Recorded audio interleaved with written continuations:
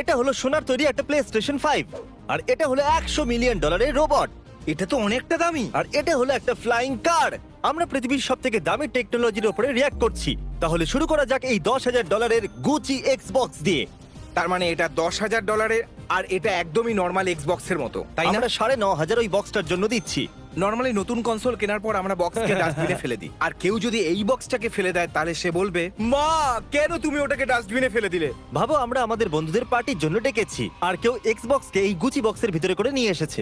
যদি আমাদের কাছে আরো $4,000 থাকে, তাহলে আমরা এই কাস্টম মেড আয়রন ম্যান স্যুটটাকে নিতে পারি। ওয়াও, একদম পুরো মুভির মতো দেখতে। সত্যি দামের দিক থেকে একদম ঠিক আছে। জানি এর দাম অনেক, তবুও কি দারুণ লাগছে দেখতে।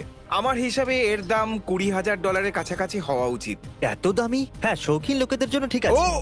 তো তুমি কি বলছিলে? হ্যাঁ, কিন্তু উঠতে তো পারবে না, তাই না? উঠতে পারবে না তো কি? ওকে দেখো একবার। আমি 14,000 দিচ্ছি, আমি উঠতে চাই।